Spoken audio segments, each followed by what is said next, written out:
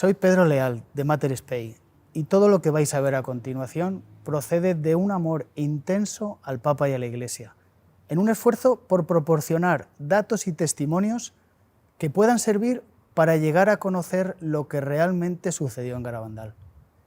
Este amor a la verdad y a la Iglesia es lo que nos ha animado a realizar este trabajo. Nos sometemos a la autoridad de la Iglesia, a quien corresponde el juicio definitivo sobre estos hechos. Espero que os ayude a uniros más al Señor y a nuestra Madre. Muchas gracias.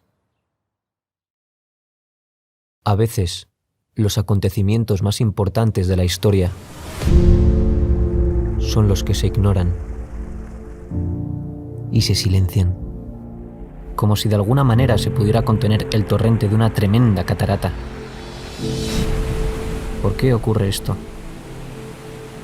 Vamos a ver que lo que sucedió en la década de los 60 en San Sebastián de Garabandal es uno de los acontecimientos más importantes de la historia. Pero no solo eso. Este hecho, este mensaje, es importante para ti. En Garabandal, nuestra Santísima Madre del Cielo vino a traer una llamada a la conversión para todos sus hijos. A la Eucaristía se le da cada vez menos importancia. Debéis sacrificaros más. Ya estáis en los últimos avisos. E incluso hace referencia a un aviso, un milagro y un posible castigo. La Madre de Dios vino a una aldea perdida del norte de España para sostener a todos sus hijos en un periodo especialmente difícil de la historia humana y de la Iglesia. ¿De qué estaba hablando? ¿Estamos viviendo tiempos cruciales? Sacerdotes, obispos y cardenales van muchos por el camino de la perdición y llevan con ellos a muchas almas. Esto era difícil de creer en la década de los 60, ahora ya no. En el transcurso de esta investigación hablaremos con expertos, médicos, teólogos y testigos oculares para tratar de responder a las preguntas clave. ¿Qué sucedió exactamente en Garabandal? ¿Por qué fue tan rápidamente ignorado y olvidado? ¿Realmente ha sido estudiado? ¿Fue silenciado? ¿Es auténtico? ¿Por qué no ha sido aprobado? Miles de apariciones, milagros, grandes gracias de conversión son hoy una catarata imparable. Nuestra Señora del Carmen de Garabandal continuó derramando sobre el mundo sus bendiciones. Ella, la Madre de Dios y Madre nuestra, desea que sus hijos vuelvan a Dios antes de que sea demasiado tarde.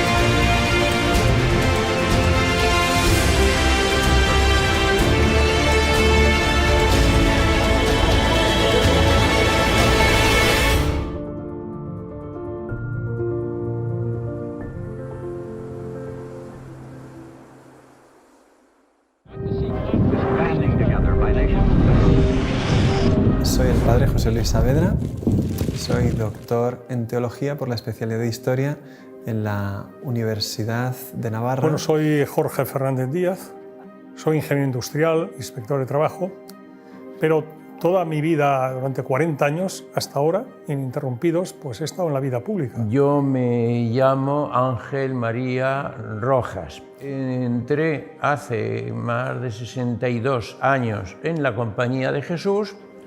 Me ordené de sacerdote hace un poco más de 50 años. Soy Javier Paredes, catedrático de Historia Contemporánea de la Universidad Estatal, y entonces comprenderás que yo las apariciones de Garabandal las vea también con mentalidad histórica. En cada lugar de apariciones, el mensaje que Dios permite dar a la Virgen o que da Dios mismo a través de ella viene a ayudar a la Iglesia de una manera concreta en su tiempo y la sociedad y la historia real en la que está viviendo. Lourdes era una lucha contra el racionalismo. La Virgen le pidió a Bernadette beber barro y comer hierba.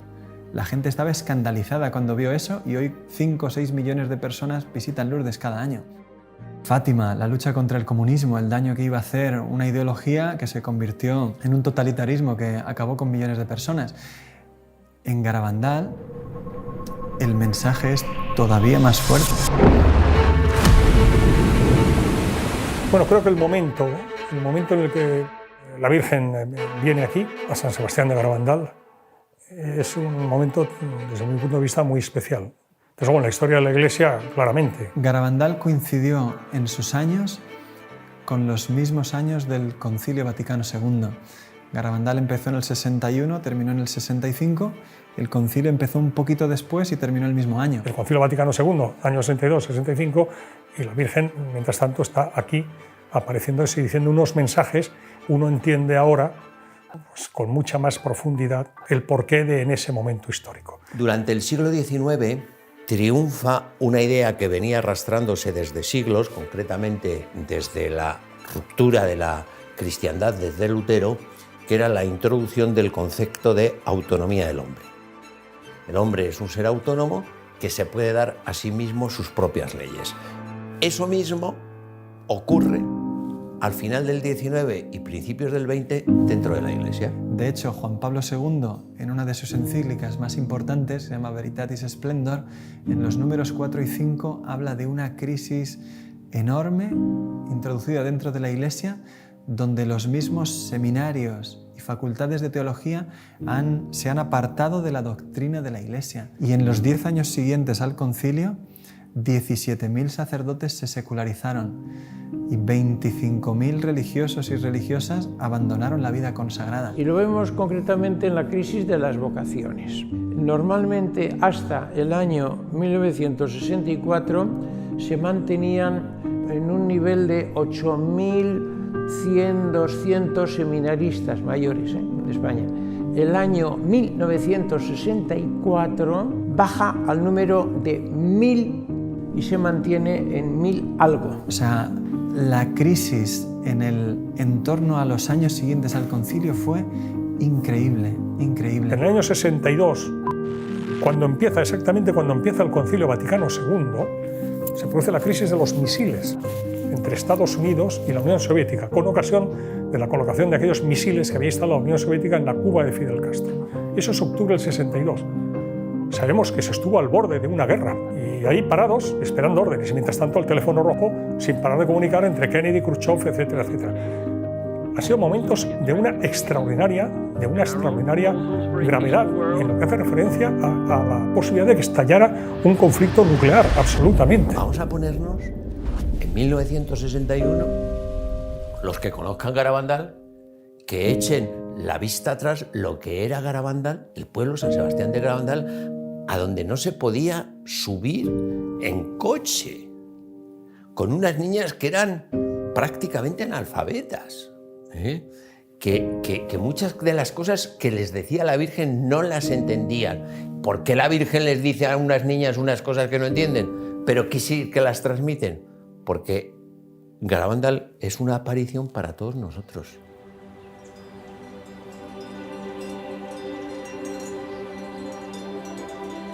Pues yo soy David Toribio Cosío, nací el año 1935 en San Sebastián de Garabandal y allí viví casi toda mi vida. Yo soy Celina, nací en San Sebastián de Garabandal y tengo 83 años, o sea que nací el 23 de octubre del 35. Yo soy Maximina González, hermana de la madre de Conchita, tía de Conchita y madrina. Soy José Román Serrano Martínez.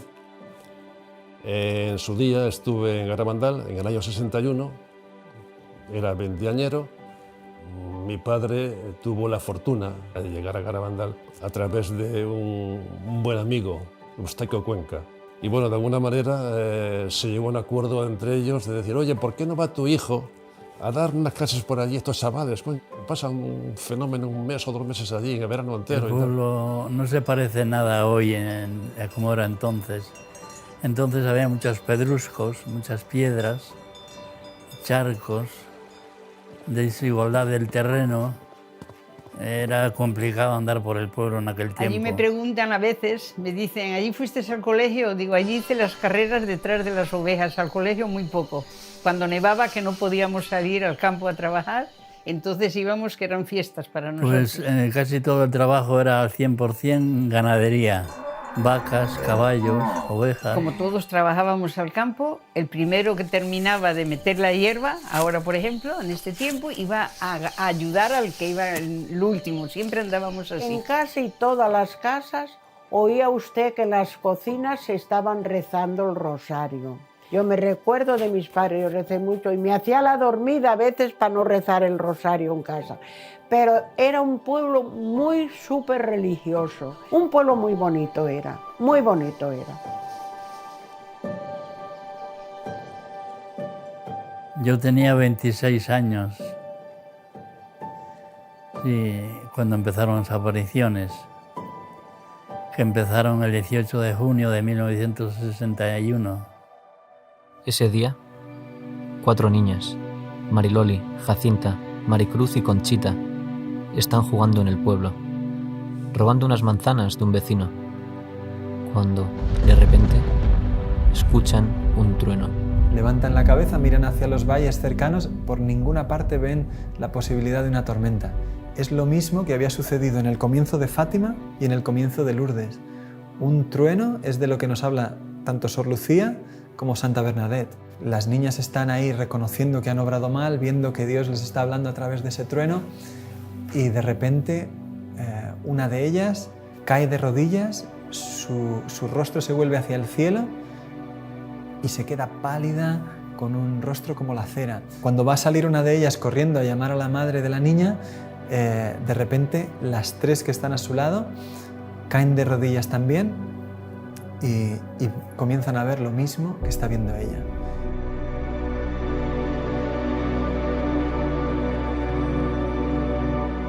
Es un ángel y sin decirles nada les llena como de asombro. De hecho, cuando salen del éxtasis, desconcertadas y como en silencio, deciden ir corriendo a la iglesia. Y cuando van bajando, una niña les dice: ¿pero dónde venís así? Ya responden: es que hemos visto al ángel. Ellas se van corriendo y llaman a la maestra. Queda tan asombrada la maestra que les dice: vamos a ver 2 o 3 días si esto continúa. O sea, ella se ve que confía en sus alumnas, que sabe que son chicas normales y que lo que les ha sucedido puede pasar. Al día siguiente, el párroco don Valentín las entrevista, una por una, sin encontrar contradicciones entre sus testimonios. Esa tarde, vuelven a la calleja solas, rezan el rosario, pero no sucede nada y tienen que volver a casa sin tener ningún éxtasis. Esa noche, cuando se van a acostar, las 4, cada una en su casa, escucha una voz que les dice: no os preocupéis, que me volveréis a ver.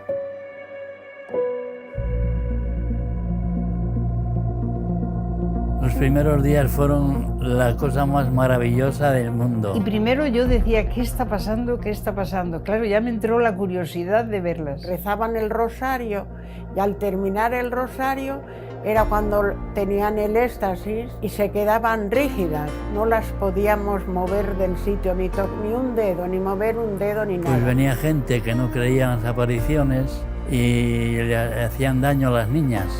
Las pinchaban, les metían unos focos por los ojos, porque no pestañearon nunca. Las niñas nunca pestañearon, siempre miraban al cielo con los ojos abiertos. Entonces las madres vinieron donde nosotros llorando por el amor de Dios, cuidar de nuestras niñas que las están maltratando. Entonces a partir de ahí, nosotros los mozos, que éramos unos 20, pues las cuidábamos, andábamos con ellas y fue maravilloso porque nos enterábamos prácticamente de todo.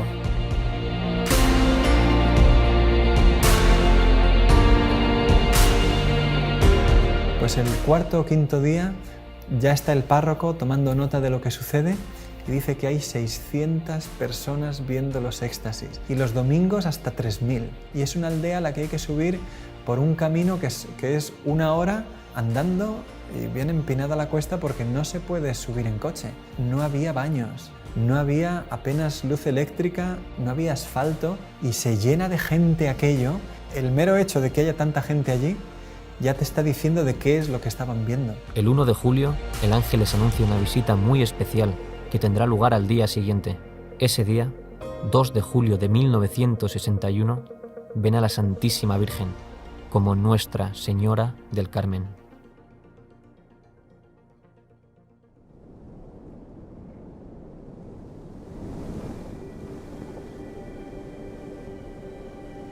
Me llamo Juan Hervás y soy doctor en medicina y especialista en pediatría. Me licencié en medicina en la Facultad de Medicina de Valencia, en España, y posteriormente hice estudios de posgrado en Estados Unidos. En 2 lugares he estado, en Einstein en Nueva York y en Harvard en Boston. Verdaderamente Garabandal para mí constituye un hito dentro de las apariciones marianas. Desde el punto de vista profesional médico, la cantidad de médicos que aparecieron en Garabandal y estudiaron a las niñas, pues es que fueron muchísimos. Pero antes quizá empezaríamos diciendo algo sobre las protagonistas. Los protagonistas de Garabandal son 4 niñas de 11 y 12 años que vivían en esta zona aislada del norte de España, en la zona montañosa, y que por ese aislamiento tenían una edad que probablemente era inferior, quizá tuvieran 8 o 9 años de edad psicológica. Tuvieron, se dice que entre 2.000 y 3.000 apariciones, acompañadas con éxtasis muy prolongados, de incluso 6 y 7 horas de duración. Todo esto, unido a fenómenos extraordinarios visibles, hizo que vinieran muchísimos médicos y también, ya digo, pues teólogos. Por eso en el cuadro que se llama La Calleja, pusieron maderas por arriba y por abajo para que no entraran a tocarlas. Intentaron moverlas muchos. Yo personalmente intenté elevarlas, cogerlas, las asilas y levantarlas estando en éxtasis, y bueno, imposible. Salían de la iglesia en éxtasis y tenían que subir a la calleja, debajo de los pinos. Entonces los mozos teníamos que ir uno por un lado, otro por otro, y unos delante y otros detrás. Era una sensación rara. Corriendo, y de vez en cuando, pues, ¡pas!, pegaban un giro, porque por la calleja de no sé qué, por la calleja de no sé cuál, hasta que en algún momento empezaban a correr de tal manera que levantaban los brazos en cruz y parecía que en lugar de correr volaban a una velocidad tremenda. Nosotros no éramos capaces de seguirlas. A esa velocidad había un momento en que de vez en cuando ¡pas!, pegaban un frenazo en seco. Y nosotros, en lugar de frenar, lo que hacíamos era salir todos disparados porque no podíamos frenar en seco. Y luego, con los brazos en cruz, cogían carrerilla otra vez hacia atrás, a la misma velocidad que corrían y volaban hacia adelante. Y luego eso se trasladó ya, y en lugar de hacerlo en el pueblo nada más, corrían monte arriba. Y de noche corrían monte arriba, todos con luces, con linternucas, como pudiéramos y tal. Y por aquellos andurriales pues te pegabas unos porrazos tremendos, te caías 20.000 veces. Ellas nada. Por ahí subían a los pinos, bajaban, daban un recorrido por todos los lados y al final acababan en casa. Y claro, en esas correrías, pues mucha gente se dejaba los zapatos o lo que fuera. Y bueno, tanto es así que en algún momento, en casa de Conchita dijo a Serafín, a su hermano: oye, que me dice la señora que ha perdido el zapato no sé qué, vete a tal sitio que ahí está. ¿Qué dices? De noche y tal. Que sí, que vete, no sé qué, mira, pegando a la cuadra de no sé quién, pues ahí arriba, antes de llegar a los pinos tal, ahí está. Y Serafín, el bueno de hombre, pues corría y hacía lo que decía su hermana, y bajaba con el zapato. Las niñas entraban en trance, que es un estado alterado de conciencia con abolición sensorial. El fenómeno se iniciaba con una hiperextensión del cuello, muy brusca. Caían de rodillas cuando estaban juntas al mismo tiempo, pero la caída era absolutamente imposible.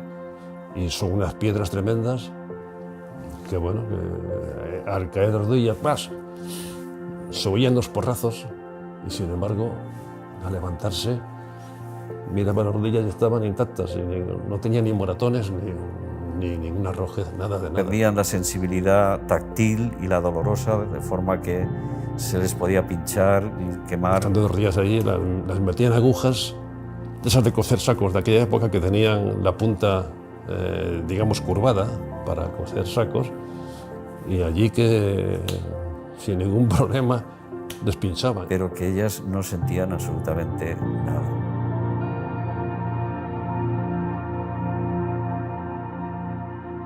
apareció por allí Máximo Frösler, ingeniero alemán, vivía en Santander, y por las circunstancias que fuera oyó hablar de Garabandal, y este hombre nos decía: yo soy protestante, teóricamente no creo en la Virgen, pero bueno, yo no entiendo lo que está pasando allí.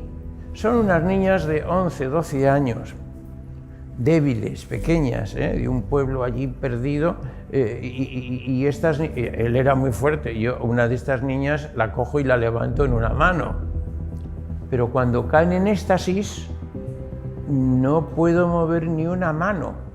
Niñas que además se les veía relajadas, se movían tranquilamente y entre ellas se movía una a otra, así normal, pero yo, si intento mover una mano, no puedo. El prior de la Trapa, un hombre fortachón con el que he coincidido yo allí, entre él y yo, intentar en éxtasis levantar o mover un brazo de una niña, no hemos podido. Entre él y yo no es que no podemos levantar, sino no movemos un músculo. Pero además notamos que la niña no hace esfuerzo, está relajada.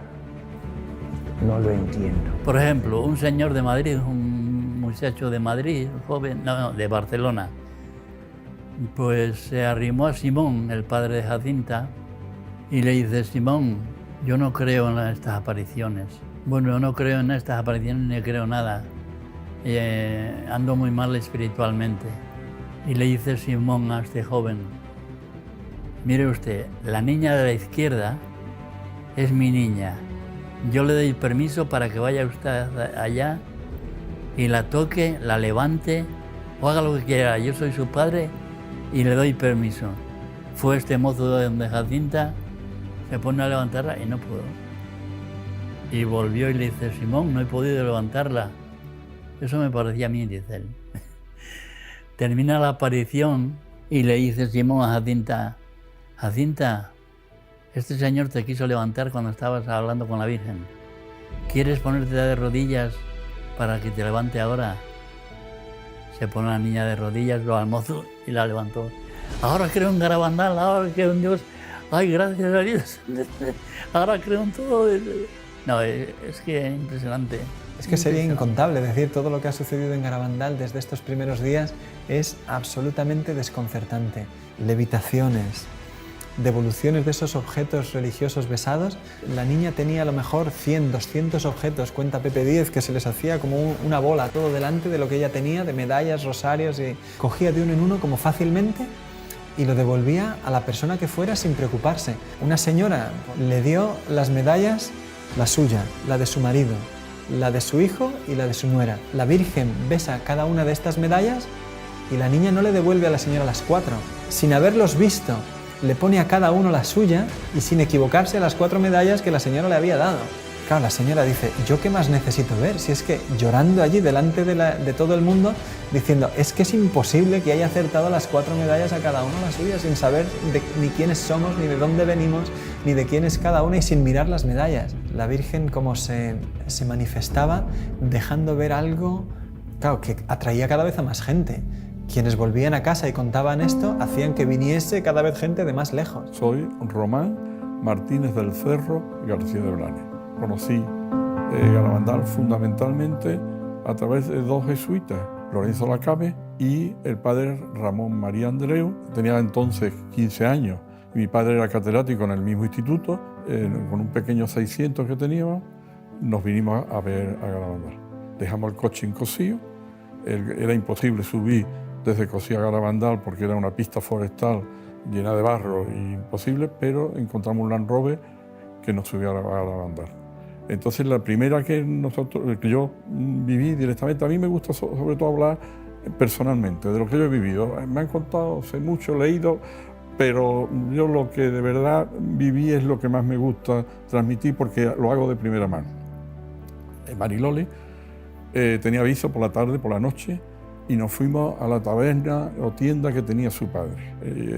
Nos sentamos allí, tenía la escalera a mano derecha entrando, después una barra y no había sitio, habíamos 10 o 12 personas, y yo me senté en un saco en una esquina de esa tienda esperando esos avisos que la Mariloli podía tener. pasaban las horas y yo estaba, después del viaje además estaba reventado, me quedé dormido, mi padre se quedó dormido y todos estuvimos. Y más o menos sobre las 3 de la madrugada, de pronto yo me despierto, ruido, ya. Salimos todos corriendo y pasó la barra en la parte del fondo y Mary Lori se había caído en éxtasis en la cocina. Se había oído, fue impresionante el ruido de las rodillas en el suelo. Eso fue impresionante. Ya salimos todos a verlo. Yo tenía 15 años, yo iba más de curiosidad que otra cosa. A mí me pasó que cuando yo veía a la niña se transfiguraba. O sea, la niña se embellecía, pero una cosa increíble. La niña era una niña normal y corriente y de pronto era otra. Más bien pálida, con una sonrisa y con una cosa fuera de lo natural. Y a mí eso me impresionó tanto que me empecé a temblar y no era capaz de controlarme y lo pasé fatal. Pero fatal porque yo no sabía si me iba a caer o qué me pasaba. Nadie se me hacía caso porque todo el mundo estaba pendiente de la niña y yo era el que menos pintaba allí. Y en ese momento yo pues me dirigí a la Virgen y le pedí por favor que me quitara aquel temblor. Me lo quitó y desde ese momento empecé a disfrutar. Perdón.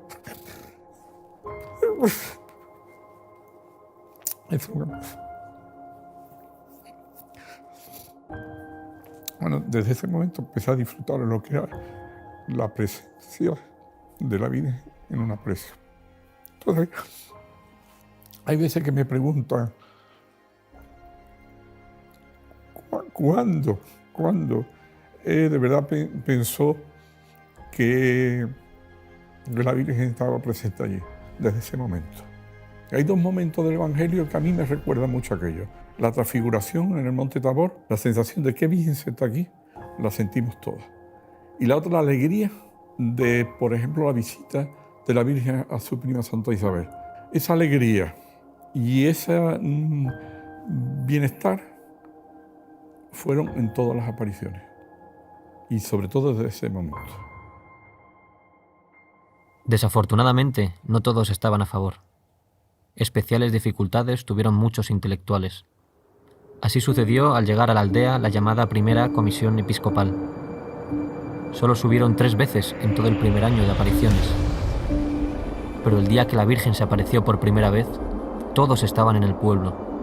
Su instructor, el padre Francisco Driozola, con 2 sacerdotes y 2 médicos, el doctor Piñal y el doctor Morales. La comisión comentó con alguna de las personas que había por allí, que había venido con ellos, que aquello se iba a terminar ese mismo día. Pero no se estudiaron los hechos extraordinarios que ahí estaba pasando. De hecho, el doctor Morales nunca más subió a la aldea. Él mismo lo cuenta en una conferencia que dio años después. Solo estuve en la aldea en una ocasión. Y sin embargo, de mis informes negativos vino la condena para Garabandal. La comisión, de hecho, no volvió a subir hasta finales de julio y subió por la noche para intentar llevarse a las niñas a escondidas y que todo aquello se terminase. Las familias se negaron, excepto la de Conchita. Se llevaron a Conchita, estuvo 8 días en Santander y la terapia que le dan a Conchita es llevarla a la playa, llevarla a la feria y mantenerla ocupada para que no piense en las apariciones. Y yo fui con su madre a Santander, a casa de este sacerdote, a buscar a Conchita. Yo vi, Conchita le mandaban que si no lo negaba, a ella la llevarían a un manicomio y a los padres a la cárcel. Entonces ella, hartándose de amenazarla, ella dijo, bueno, pues lo mío no será verdad, pero lo de las otras al mejor sí. Muy bien, Conchita, la palmearon porque ya lo había negado. El día siguiente de que Conchita volvió de Santander, se reunieron los teólogos y médicos de la comisión con las personas en el pueblo que quisieran interesarse sobre las apariciones. Y allí acudieron médicos y sacerdotes que estaban estudiándolas por su cuenta. Hubo una reunión grande delante de la puerta de la iglesia que la cuenta el mismo doctor Ortiz, un pediatra de Santander que pasó más de 50 días estudiando los éxtasis. Tú figúrate, si un médico a una persona normal nos ve en 15 minutos, lo que supone que un pediatra de Santander recorra 90 kilómetros para estar 52 días estudiando los éxtasis un día tras otro y permanecer en la aldea. La cantidad de información que este hombre tenía sobre las apariciones es enorme. Y el doctor Ortiz, delante del papel que le muestran los teólogos y médicos de la comisión, dice, mira, la niña ha negado todo, esto se acabó. Dice, pero ¿cómo me explicas con esa firma lo que yo he probado científicamente, que ha sido una levitación? Es que he pasado mi brazo por debajo de la niña, ¿sabes? Vamos, o sea, es que es una prueba de lo más sencillo, ¿no? Explícame eso, ¿cómo lo ha hecho? No, eso ha sido epilepsia. Dice, bueno, pues pega unos botes bastante poderosos la niña, ¿no? Es que todo aquello se había firmado bajo una presión enorme sobre una niña de 12 años que apenas había salido de su aldea en toda su vida. No entendemos que haya en ello mala intención. Sin embargo, sí que es muy difícil entender bien lo que sucedió en Garabandal si uno no acude a todas las fuentes documentales que tenemos hoy. Hubo cosas en las que algunas personas tienen una responsabilidad seria y que poner eso a la luz de la verdad pues requiere volver a tomar en serio unos hechos que no han sido estudiados objetivamente, quizás nunca. A pesar de las contradicciones, los sucesos continúan, y el 2 de julio, en secreto, la Virgen había dado a las niñas un mensaje que el 18 de octubre ellas deberían hacer público. Cuando la fecha se acerca, los peregrinos comienzan a acercarse a la aldea, miles de personas, está abarrotado como nunca. Y sin embargo, los peregrinos para llegar ahí tienen que atravesar una jornada que es de lluvia, granizo, incluso por la tarde llegó a nevar. Sí.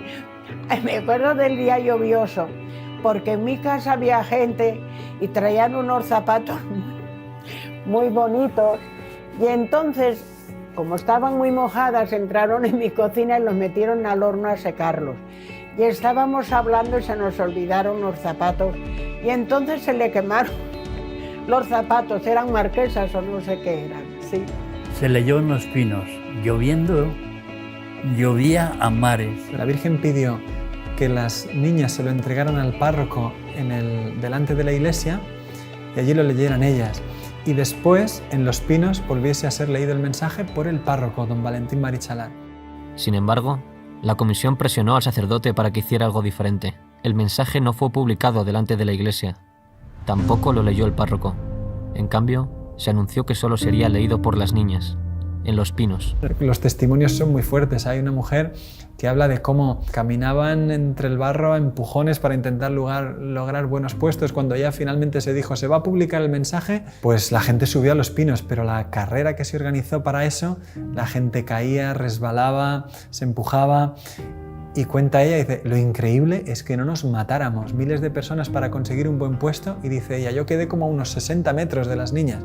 Y claro, apenas oí nada, pero cuando ya llegó el mensaje, toda la situación me tenía completamente ya vencida. Hay que hacer muchos sacrificios, mucha penitencia, visitar al Santísimo. Pero antes tenemos que ser muy buenos. Y si no lo hacemos, nos vendrá un castigo. Ya se está llenando la copa, y si no cambiamos, nos vendrá un castigo muy grande. Insiste mucho en lo que fue el mensaje de Fátima. Estamos en plena guerra mundial, cuando viene la Virgen a Fátima, y dice que las guerras son consecuencias de los pecados de los hombres, y que por tanto tiene que haber conversión. Bueno, en Garabandal lo mismo. El primer mensaje que dice que el cáliz se está llenando de los pecados, de las ofensas a Dios que se están cometiendo, ¿no? Y que si no nos arrepentimos, si no pedimos perdón, si no nos sacrificamos, si no rezamos, pues que vendrá un castigo. Vendrá un castigo, ya anuncia el castigo. El mensaje hablaba efectivamente de un castigo. Se había hablado antes de un milagro, pero solamente a las niñas. Y eso comienza desde ahora a ser una parte importante en Garabandal, como una ayuda especialmente grande para un tiempo particularmente difícil de la historia. Sin embargo, en ese día el mensaje no se pudo entender. Dijeron, toda esa preparación tan grande para un mensaje tan chiquito como sacrificios, visitar al Santísimo, todo eso ya lo sabemos, y un castigo muy grande si no cambiamos, pues ya lo sabemos. Las videntes después, durante los años posteriores a las apariciones, siempre han dicho, lo más fundamental que tenemos que poner en el centro son los mensajes. Lo que el cielo quiso hacer ahí, por lo que hubo tantos fenómenos extraordinarios, era para que prestásemos atención a lo que nos quería decir el cielo en esos mensajes. El fracaso del primer mensaje fue un golpe duro para Garabandal. Muchos esperaban algo extraordinario. Por eso, a pesar de tantos prodigios, muchos rechazaron las apariciones a partir de este momento. Pero las niñas, con toda esta situación de desencuentro respecto a las apariciones, empiezan a insistir cada vez más a la Virgen que les tenía que dar un milagro. Haz un milagro, que sea, aunque sea pequeño, como que volemos o que se haga de noche en pleno día, lo que sea, pero que la gente crea, que sepan que tú estás aquí. La Virgen siempre solía callar, no les respondía, incluso se ponía a veces triste y les decía, ya creerán. Pero un día el ángel les dijo, Dios va a hacer un milagro a través de ti y de mí.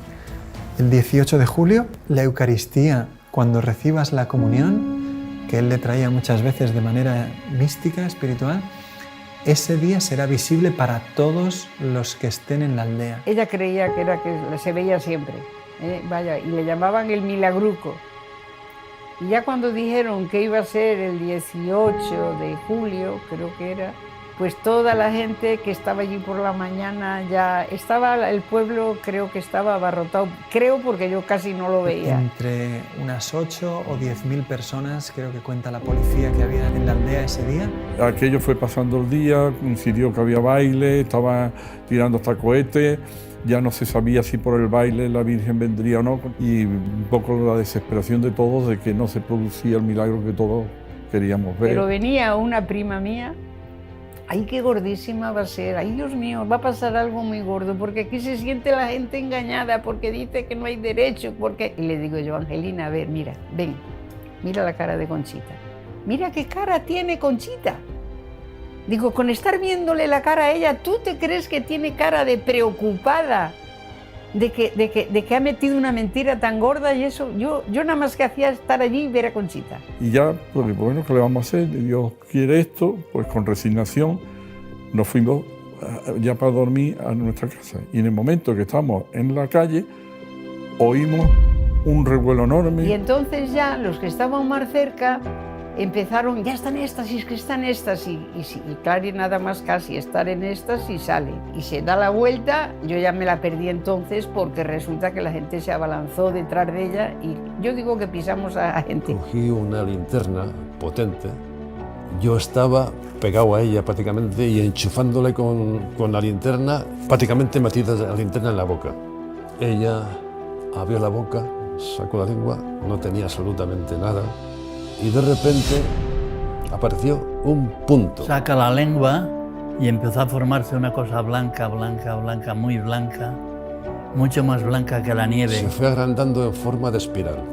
Era como una moneda de 10 duros, decía yo entonces, y así la sacaba todo lo que podía. Y yo vi después cómo se le iba aguando hacia alrededor cuando ya se le estaba deshaciendo. Y hasta que la tragó. Preguntaban a Benjamín Gómez, ¿pero estás seguro que no la tenía en el bolsillo y la puso o que la tenía ya en la boca? Mire, yo estaba a 20 centímetros de ella, es imposible que hiciera nada, estaban muy vigiladas. No estaba a una distancia, no, estaba pegado a ella. Pero eso, ¿quién ha dicho que la tenía en los brazos, en las manos? No, hombre, es que es una barbaridad. O sea, es que la lengua estaba totalmente limpia, y de repente apareció un punto blanco, un punto, nada más que un punto, en la lengua. ¿Dónde se ese punto? La impresión esa tan fuerte, yo no la he tenido en mi vida. Yo decía, gracias Señor, ahora sí que estoy segura de que existes, empezaba yo. Yo me he enterado después que alguno de ellos, que después que no lo creía después que había sido eso cierto lo que había visto. 2 testimonios contrarios llegaron al día siguiente a la aldea. Uno de ellos ya esa misma noche. Un señor, José Antonio Giuliani, no vio el milagruco. Él no consiguió estar en la zona, en la calle donde eso sucedió. Y estando lejos, le preguntó a uno, ¿tú lo has visto? No, ¿tú lo has visto? Tampoco. Pues ya está, todo es mentira, se lo han inventado, es de noche, la oscuridad, las dificultades, la pericia de las niñas, nos la han colado. Y se extendió la noticia de que nos habían engañado, de que era todo mentira. Pero en realidad, este señor no había visto nada. Otro, cuenta Conchita en su diario, que se fue al obispado de Santander, un religioso, el padre Justo, franciscano, y dio testimonio de que aquello había sido todo mentira. Unos días después, sin embargo, pidió a unos religiosos de su comunidad que pidieran disculpa a las videntes. Dice, mira, no sé por qué hice eso, pero estaba enfadado. Estas personas no vieron nada y, sin embargo, tenían un testimonio que hizo muchísimo daño.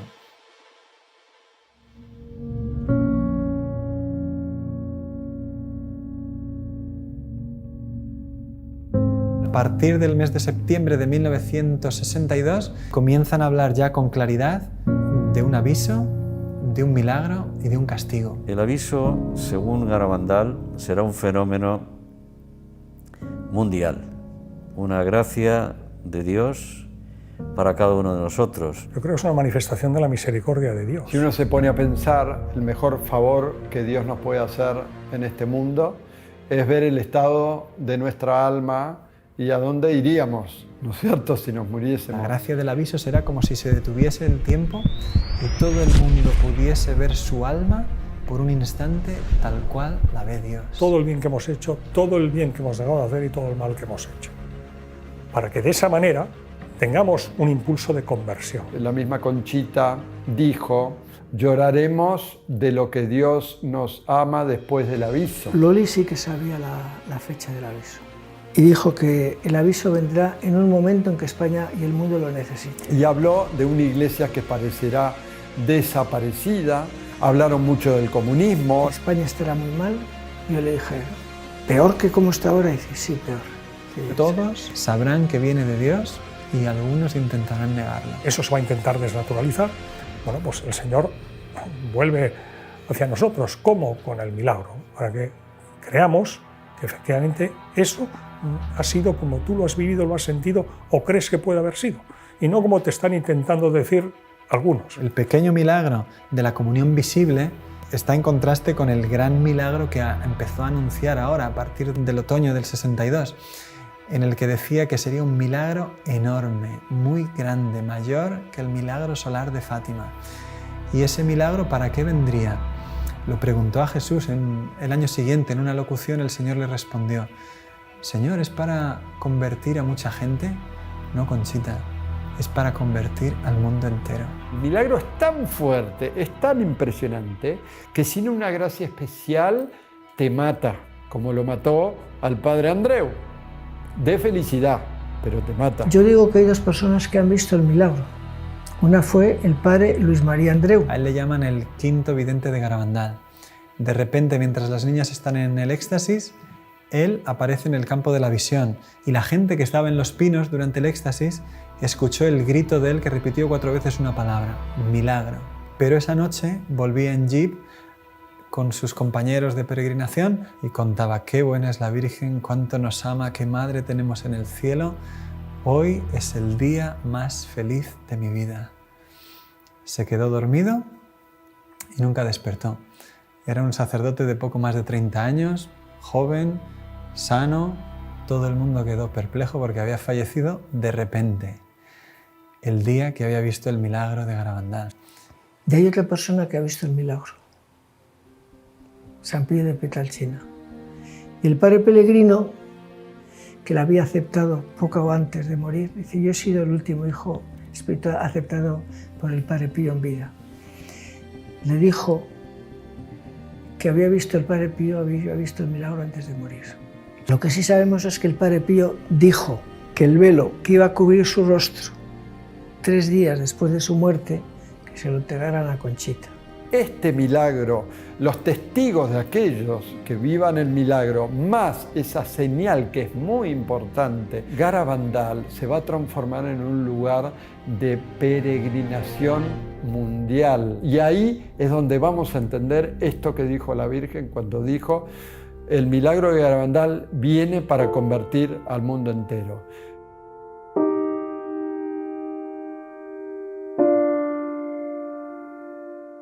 Y la Virgen, lo que está diciendo en Garabandal, como en Fátima, en todas partes, convertíos, convertíos, convertíos, oración, oración, oración, sacrificio.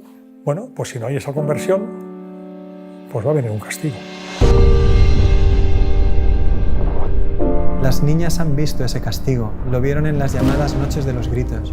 La Virgen un día prohibió que nadie subiese a los pinos, prohibió a la gente subir a los pinos. Solamente una niña pequeñita que tenía 6 o 7 años. Pero la gente subió al final de las casas y de allí las oíamos. Y unos gritos, ¡ay, Virgen Santísima! ¡Ay, Madre! A los niños no, a los niños no. Yo esa noche pensé que era el fin del mundo, lo tenía totalmente creído. Entonces, porque ellas gritaban y decían que no venga, llévanos junto a ti, hablaban mucho de la confesión. Que se confiesen todos primero, que no venga, que se confiesen todos primero. El miedo que tenían las niñas ahí arriba, viendo todo lo que vieron, se transmitía a nosotros. Con oírlas aquella noche, solamente con oírlas. Todo apunta que fue la revelación del castigo y de las circunstancias en las que tendría lugar el aviso, que parece que es una situación de gran persecución para la Iglesia y de grandes dificultades para el mundo. Las niñas le preguntaron, ¿y cómo se llamará eso? Y la Virgen dijo que se llamaría comunismo.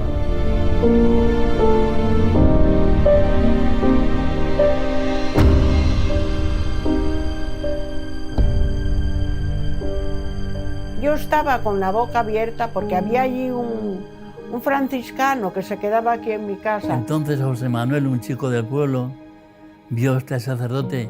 ¡Padre, padre, rece, rece, que estamos perdidos! Rezaba, cuando rezaba aquel padre, las niñas callaban. Venía una paz inmensa y percibías esa paz. Pero el padre se cansaba de rezar y volvían otra vez. Callaba la boca, porque él también quería oír y quería hablar con la gente, quería enterarse de cosas y dejaba de rezar. Y era la víspera del Corpus. Y el día del Corpus fue un día precioso. Unas confesiones, unas comuniones, una procesión del Corpus con el Santísimo. A mí me da pena que mucha gente, cuando hablan de Garabandal enseguida, piensan, ¿y el aviso y milagro castigo? ¿Por qué no nos fijamos en todo lo demás? Porque si hacemos caso a la Virgen en todo lo demás, no habrá castigo, que es un tema que dijo, quizás haya un castigo si la humanidad no se convierte. Pero la Virgen vino a decir mucho más y el mensaje de Garabandal abarca mucho más. Es como si al estudiar el Evangelio nos quedáramos y aquellos días, cuando vengan aquellos días, nos quedamos en esa frase. ¿Cuándo serán esos días? ¿Y qué serán esos días? Pero hombre, léete el Evangelio entero, vive el Evangelio. Y no te preocupes de esos días que probablemente te habrás muerto tú antes. Vive como pide la Iglesia, que es como pide Garabandal. La gente se preocupa mucho del aviso, el castigo, el milagro y no se preocupa del mensaje. Ser buenos. A la Eucaristía cada vez se le da menos importancia. Contemplar la pasión de Jesucristo. Eso es lo importante de Garabandal. Las apariciones iban llegando a su fin. Y en enero de 1963, las niñas dejaron de ver a la Virgen. Solo Conchita volverá a verla, aunque tendría que esperar casi 2 años. Al fin, el 8 de diciembre de 1964, la Virgen le anuncia que va a dar un nuevo mensaje para el mundo. Claro, todo el mundo tiene en la cabeza la crisis de las apariciones con el primer mensaje en 1961.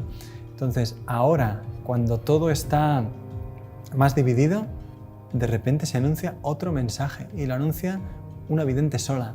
Sin embargo, se va acercando la fecha y mira, todo el mundo esperaba algo. Tanto es así que llega a la aldea más gente que nunca. Hay crónicas de los periódicos que son impresionantes de esos días. Un periodista de Barcelona, Juan Poch Soler, que escribe: subimos el 17 por la noche. Cuando llegué a la aldea vi gente durmiendo bajo los dinteles de las puertas, en los pajares. Me puse a escribir para enviar algo al periódico y a mi lado había 2 inglesas durmiendo sobre sus codos. el pueblo estaba a reventar de gente. Había 12.000, 15.000 personas, no se sabe cuánta gente había ese día en la aldea. Cuando fue pasando la tarde, no llegaba el éxtasis, no llegaba, y en un momento la niña avisó a la gente que el éxtasis sería en el cuadro. La gente intentó buscar el mejor puesto cerca del lugar del éxtasis. Es impresionante, duró unos 12 minutos y en él se escucha a la niña decir algunas palabras, se la ve reír, se la ve llorar. Curiosamente, el mensaje de la Virgen no lo dio ella. Unos meses después la Virgen le dijo: ¿sabes por qué no vine yo el 18 de junio a darte el mensaje? Porque me daba pena decirte aquellas cosas, pero necesitabais saberlas para vuestro bien y si las cumplís para gloria de Dios.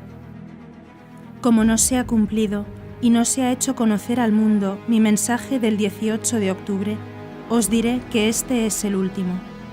Antes la copa se estaba llenando, ahora está rebosando. Los sacerdotes, obispos y cardenales van muchos por el camino de la perdición, y con ellos llevan a muchas más almas. A la Eucaristía cada vez se le da menos importancia. Debéis evitar la ira de Dios sobre vosotros con vuestros esfuerzos. Si le pedís perdón con vuestras almas sinceras, Él os perdonará. Yo, vuestra madre, por intercesión del ángel San Miguel, os quiero decir que os enmendéis. Ya estáis en los últimos avisos. Os quiero mucho y no quiero vuestra condenación. Pedidnos sinceramente y nosotros os lo daremos. Debéis sacrificaros más. Pensad en la pasión de Jesús. Vamos a ver, yo comprendo que España, que unas niñas analfabetas digan muchos cardenales, obispos y sacerdotes van por el camino de la perdición y llevan tras sí a muchas almas. Van por el camino de la perdición y con ellos arrastran a muchas almas, sí, lo recuerdo. Obispos, que no dijo cardenales, porque era la palabra muy dura. En público, por no decir, porque es una palabra muy dura. Sacerdotes, obispos y cardenales van por el camino de la perdición y con ellos arrastran a muchas almas. Sí, lo vi. Nos pareció muy fuerte. Y también las niñas lloraron muchísimo, no querían decirlo. Y las madres no querían decirlo. Ay, Dios mío, pero ¿cómo vamos a decir esto? Si los curas son santos, ay, Dios mío, ay.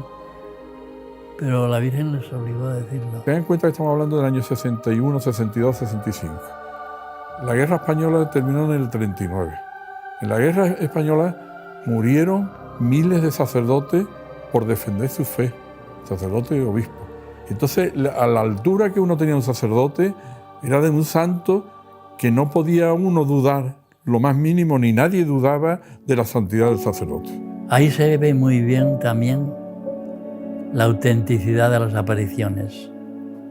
Si la Virgen no les hubiera empujado, no lo habrían dicho nunca las niñas ni sus madres por todo el oro del mundo.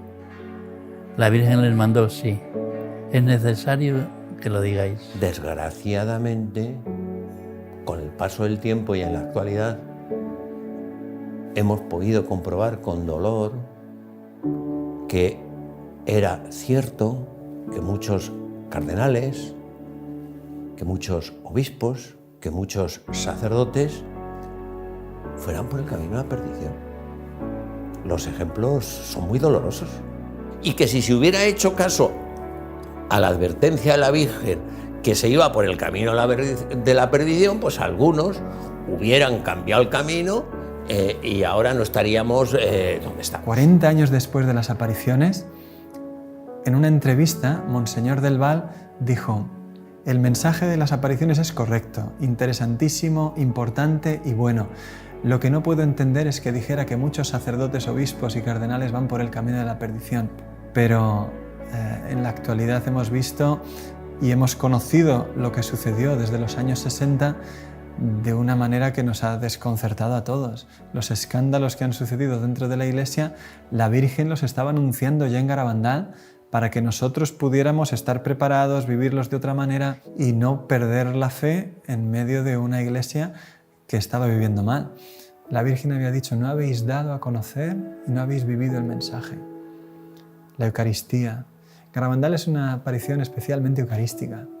El mensaje de las apariciones, desde el primer mensaje, las comuniones místicas, el milagruco, el segundo mensaje, ponen en el centro de la llamada de la Virgen a la Eucaristía. La Virgen no le está diciendo a 4 niñas en Garabandal: a la Eucaristía cada vez se le da menos importancia, sino nos está diciendo a cada uno de nosotros: oye, tú, ¿qué importancia le estás dando a la Eucaristía?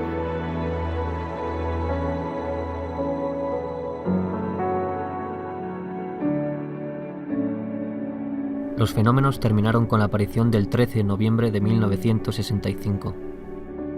Después de esto, las niñas dejaron la aldea. Conchita acabó en Burgos, donde fue recibida por el padre Manuel Guerra y la madre Nieves García. Cuando conocí a Conchita, estaba en Burgos de superiora, con la casualidad de que yo no quería ya admitir a ninguna niña más porque el colegio estaba completo ya. Entonces, al poco tiempo viene la portera y me dice: hay una familia que pregunta. Vino el capellán con ellos y entonces ya les dije que yo tenía un sitio. Y entonces ya me dijeron quién era Conchita, me explicaron y me pidieron que Conchita tuviera un confesor, que don Manuel se ofreció, y una persona que la formara, y me ofrecí yo. Por lo tanto, entró en el colegio como una niña más, con el nombre de María, para que nadie la molestara en nada. Todas las tardes llamaba a Conchita, 1 hora o un par de horas, a un recibidor. Todo lo que ella me dijo, la conversación, fue grabada inmediatamente cada vez que hablaba con ella, inmediatamente para no cambiar ni una sola palabra. Yo a Conchita entonces y después la he encontrado inmejorable. No he encontrado una persona ni más normal, sin ganas de llamar la atención de nadie. Cuando ella terminó las apariciones, le dijo a la Virgen que quería ser religiosa. Entonces, nada más terminó las apariciones, se fue a un convento, se enteraron de que estaba allí porque ella fue a confesarse y le dijo, se conoce que al padre, le dijo, después se supo, pues que ella que había visto a la Virgen, que tenía dudas algunas veces si era verdad, si no era verdad, si le parecía a ella que era ella. Y entonces el sacerdote, cuando se enteró que era Conchita, pues dijo: papá, va a decir usted la verdad enseguida. Vinieron 2 obispos y 2 sacerdotes. Algunas veces le dijeron: sí, pero eso te lo inventaste tú y yo. Sí, porque eso se inventa muchas veces la imaginación. Ah, pues sería, ¿eh? O sea que alguna vez, entre esa conversación tan larga que tuvieron, de 6 horas, ella alguna vez dijo: pues era verdad, claro, ante personas que te has imaginado tú, porque muchas veces pasa eso. Bien, entonces se marcharon con esa idea y entonces yo llamé al sacerdote que estuvo con ella, contrario, en Garabandal. Le llamé a Burgos, una vez que Conchita se marchó, y le dije: quería hablar con usted porque usted ha negado siempre las apariciones de Garabandal, concretamente en este caso que fue al convento, y la tuvo usted 6 horas preguntándole. Y dice: no, 6 horas no, 5. Entonces le dije: bueno, pues muy bien, pues creo que está usted confundido porque esto no se puede hacer con una niña después de confesar y de esta manera. Cuando estos señores se marcharon de esa conversación, que la pudo dejar aturdida, entonces ella tuvo una locución. En la locución del Señor, interiormente, le dijo: no quiero que estés aquí, quiero que estés fuera. Y Conchita: es que no me quieres, Señor. Y el Señor le dice: pero yo quiero que tú estés fuera, como diciendo, como mejor me puedes servir y como debes es fuera. Hasta aquí la historia es muy conocida. A continuación vamos a presentar lo que ha pasado después de las apariciones y por qué Garabandal ha encontrado tantas dificultades en su aprobación.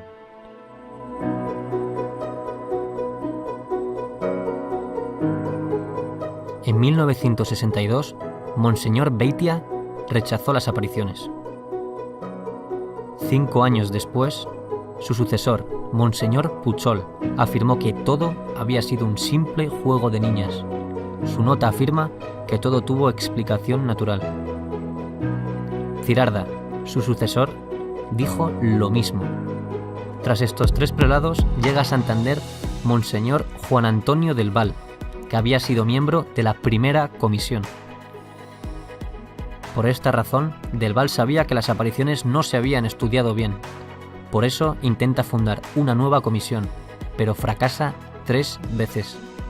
Al fin, tras 12 años intentándolo, consigue el respaldo de Roma y con el apoyo del cardenal Ratzinger, en 1989 funda por fin la segunda comisión. Escuchemos ahora unos testimonios de esta época y después escucharemos un testimonio muy importante de esa segunda comisión.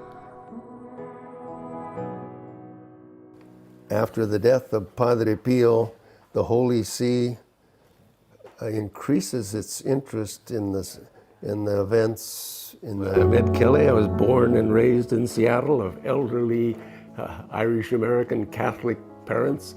I spent a lot of time in Santander in 71, and in 72 spent 10 months here. Pages, news, sensational, and documentary report. The first years, they didn't write anything. I didn't find anything in the papers until after the girls made their declarations of uncertainty. Then on the front page of the local papers, all of them, no hubo apariciones en Garabandal. Nothing. Everything has a natural explanation. And I read that, and the papers were stupid. I mean, there was so much that was illogical. I talked to the Bishop del Val Gallo. He had just made his own pronouncement that said, my predecessors have judged that it wasn't certain whether the apparitions were of supernatural origin or not. I'm in communion with those bishops. I had written for him the statements of the evaluation from all of the previous official notes. I just had the part that gave the bishop's evaluation of what happened. And he looked them over and he says, this one, the second note of Bishop Baetzia in 1965, this is the best statement on Garabandal and the one that conveys my opinion on it. And that was the note that had the statement of orthodoxy, that everything is in compliance with the traditional teaching of the Church, the real presence of the Blessed Sacrament, devotion to the Blessed Sacrament that is, and the Blessed Mother that's well known. Maternel Afiner, que es un sacerdote de lengua francesa que en Garabandal estuvo desde el principio estudiando las apariciones, fue entrevistado por la comisión. A él le impresionó mucho que le entrevistaron en un restaurante durante una comida. Y le impresionó más todavía que cada vez que él daba una respuesta se escribía de la manera más contraria a las apariciones posible. Le preguntaban, ¿y está usted seguro de eso? Bueno, de eso no estoy seguro. Ponga que duda sobre eso. Él entendía que todo se estaba haciendo de manera contraria a lo que él quería decir. Y cuando terminó la entrevista le impresionó todavía mucho más, porque le dijeron firme. Y él dijo, yo no firmo eso. Y tranquilamente, delante de él, pusieron con letras mayúsculas su nombre y su apellido. Y años después, unos amigos alemanes suyos visitaron el obispado para consultar cómo estaba el caso de las apariciones y les contaron que Maternel Afiner había hecho un testimonio en contra de las apariciones y que estaba en el obispado firmado por él. Claro, él mismo cuenta y dice, ¿cómo se llama esto en derecho canónico? Que cojan tu testimonio, se lo inventen, lo firmen y lo presenten como prueba en el caso de un discernimiento. Claro, en derecho canónico esto se llama falsedad, porque una prueba que es nula implica que un juicio tiene que ser restituido in integrum, dice el derecho. O sea, tiene que ser, cuando las pruebas son falsas, el juicio tiene que volver a realizarse, tiene que volverse a estudiar. Y eso es lo que veían una y otra vez las personas que estudiaban objetivamente las apariciones. Se encontraban con que una y otra vez todo se interpretaba de la manera más negativa posible y que cada vez que intentaba moverse algo a favor de las apariciones se volvía a tomar una distancia infinita.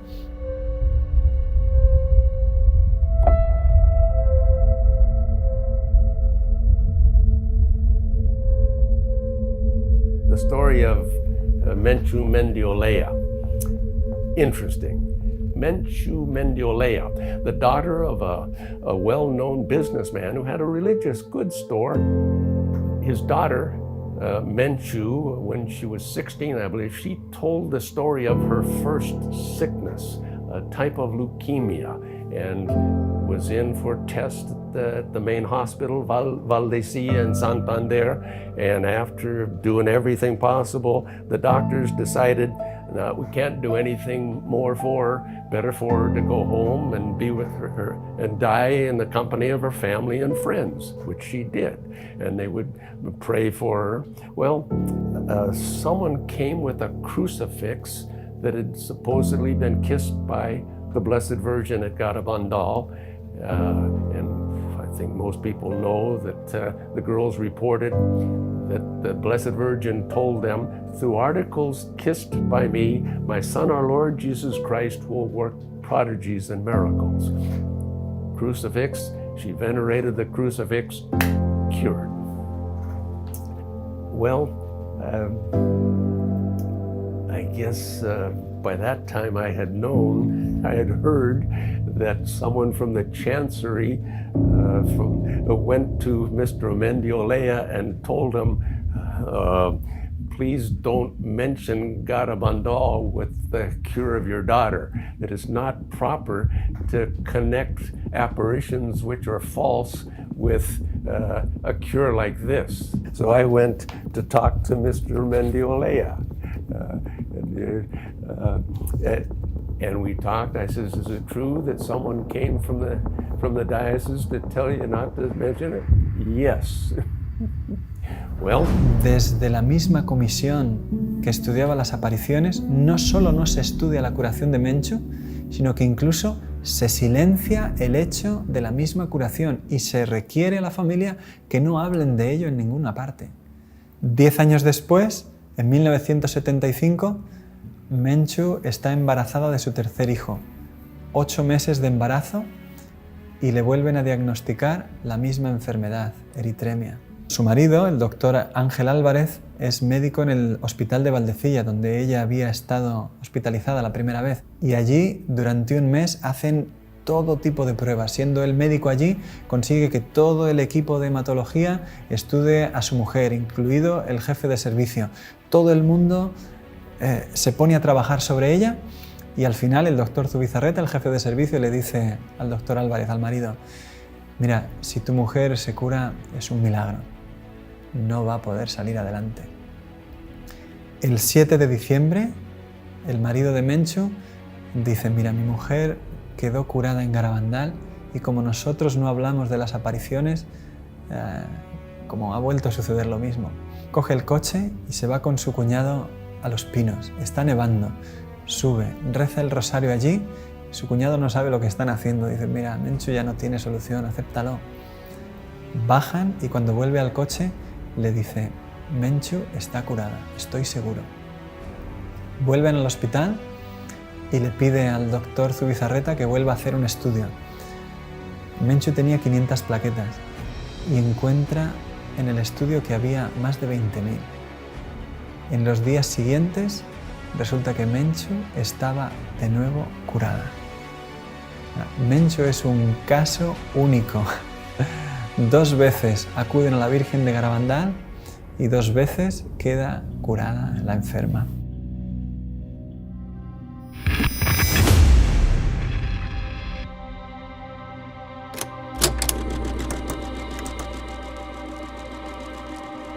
Creo que no tenía todavía 20 años cuando un teólogo, un escritor, hizo un comentario que le escuché sobre Garabandal.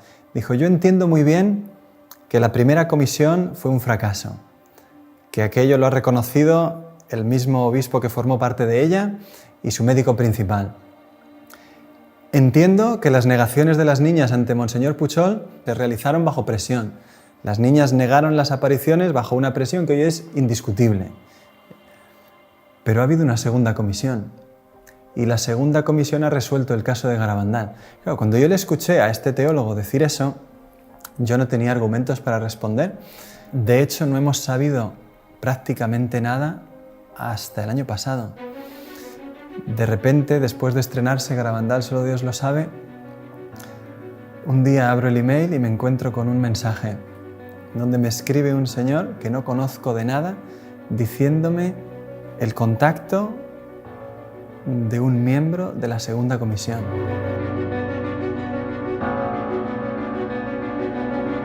Me llamo Javier Vildósola, estudié la carrera de Ciencias Políticas y Sociología en la Universidad Complutense de Madrid. Después hice un doctorado en Antropología Social y hace 30 años pues a mí me invitaron a participar en un estudio, trabajo de campo, en San Sebastián de Garabandal. Ni siquiera había oído hablar de ello. Y concretamente fue un antiguo profesor mío de la propia facultad, que se llamaba don Jesús María Vázquez, era padre dominico, y bueno, pues nos mandaron para allí. Ahora no me explicaron para qué íbamos exactamente, lo cual me resultaba bastante inconcebible, inverosímil, desde el momento en que uno de los aspectos que se enseñan en métodos y técnicas de investigación es la delimitación del campo de estudio. Resulta que aquí no había nada de nada.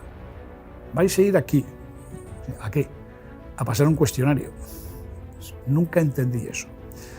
Nunca lo entendí, a no ser que pensara mal, en el sentido de que yo tenía dudas sobre la intencionalidad de dichos cuestionarios, que nunca, jamás, en todos sus contenidos, se refirieron a los acontecimientos acaecidos allí, y, en cambio, se preocupaban muchísimo de si había habido especulación económica, desarrollo urbanístico, etcétera, etcétera. Cuando llegué no sabía nada. Por la noche no dormía, me dedicaba a leer a toda velocidad, porque quería saber, pero bueno, ¿aquí qué ha pasado? ¿Qué es lo que ha ocurrido aquí? Y realmente es cuando empecé a ver que aquello no era muy normal, o sea, aquello se salía de lo corriente. De los 5 o 6 solamente hubo otro señor, como yo, que era un profesor de psicología evolutiva de la Universidad de Valladolid, Fernando Lara, un señor de psicología infantil.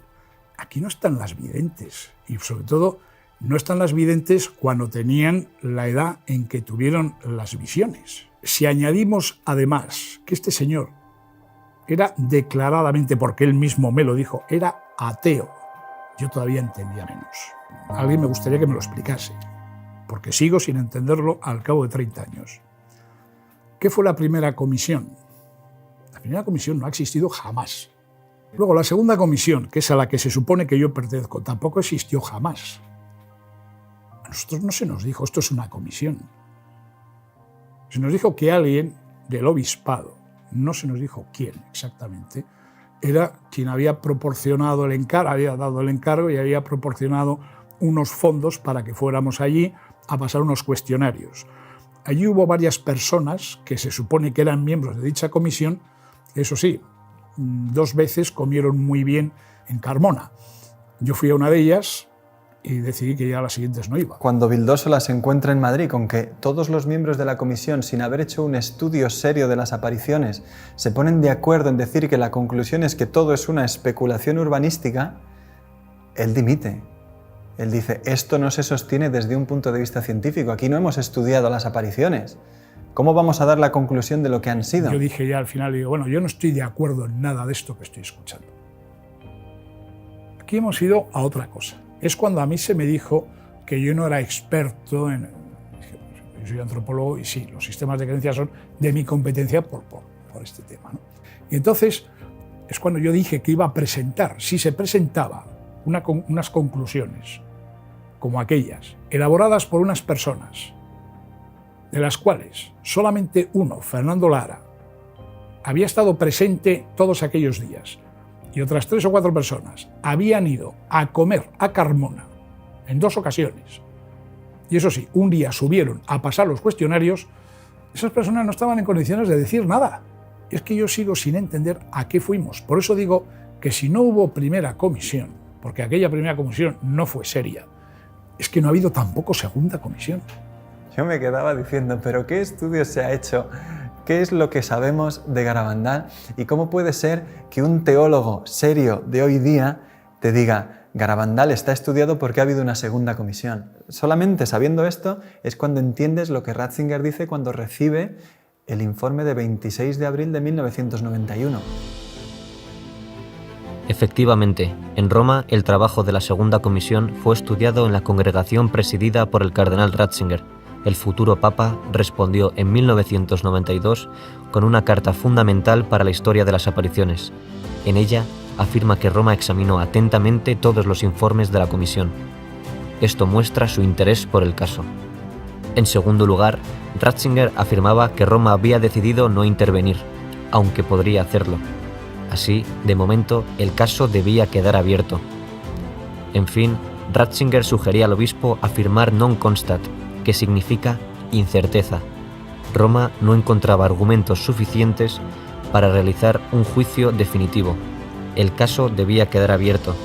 Desde 1992, todos los obispos y administradores apostólicos de Santander han repetido el non constat de Ratzinger.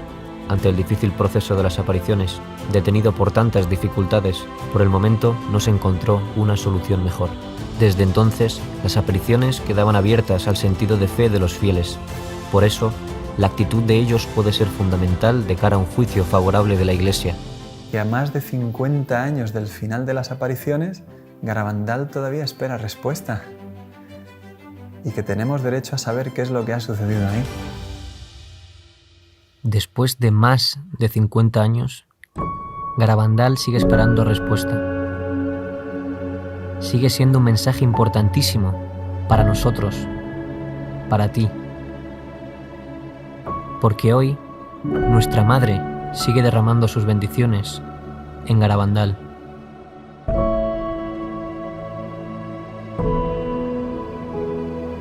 Además, la Virgen ha permanecido siempre fiel, actuando desde Garabandal con una fuerza increíble, como ella se ha comprometido con este lugar y con esta sociedad y esta iglesia que tenemos hoy y nuestras necesidades, que son de dar ese salto en la fe que muchos están teniendo la tentación de no dar. Yo creo en Garabandal, no tengo ninguna duda. En todo momento quiero respetar y voy a respetar, o faltaría más, lo que determine la Iglesia.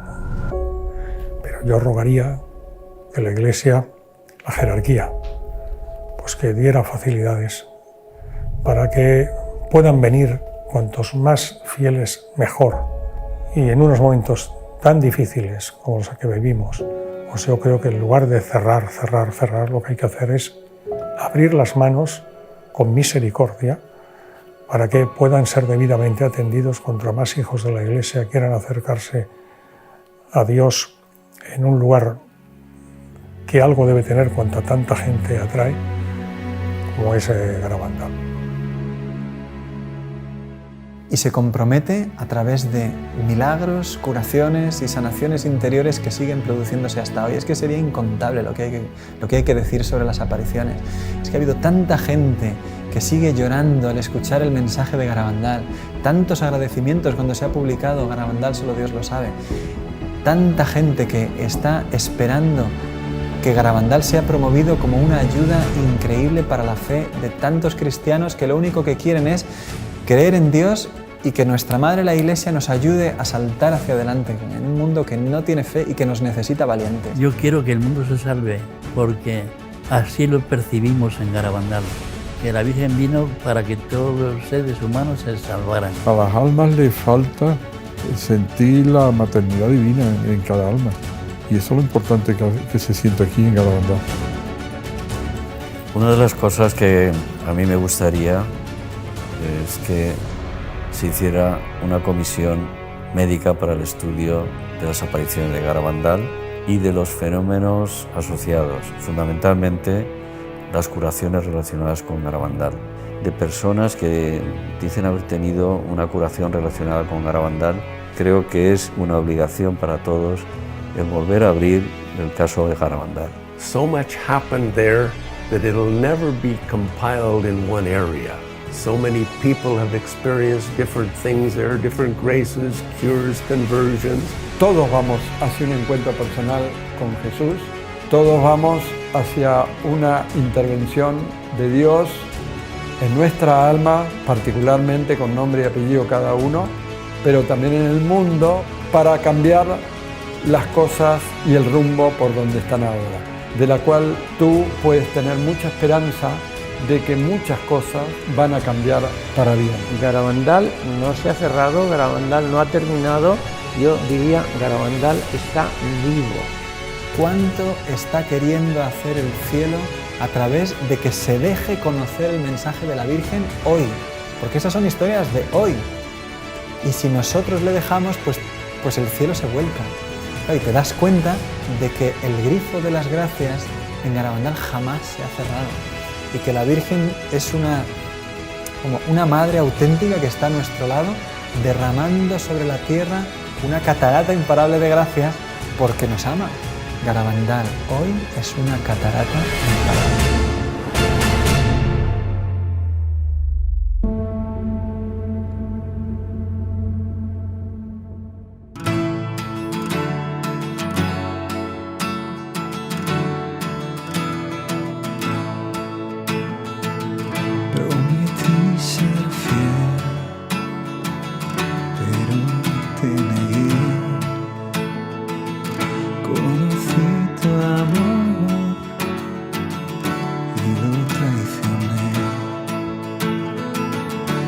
Quisiste que sintiera sobre mí tu amor. Cuando llegue a ti, llegaré a mi hogar. Y en la noche dudé y tuve miedo, me aparté de ti. No te vayas, no nos dejes, Madre, tú nunca abandonarás a tus hijos que te aguardan, a tus pies, Madre, en Garabandal.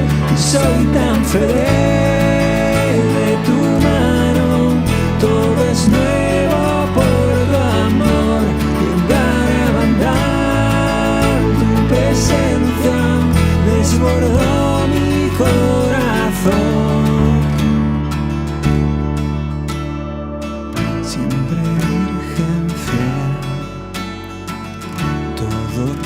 Soy, por tu amor iré donde quieras tú. Tú quisiste que sintiera sobre mí tu amor. Cuando llegue a ti, llegaré a mi hogar.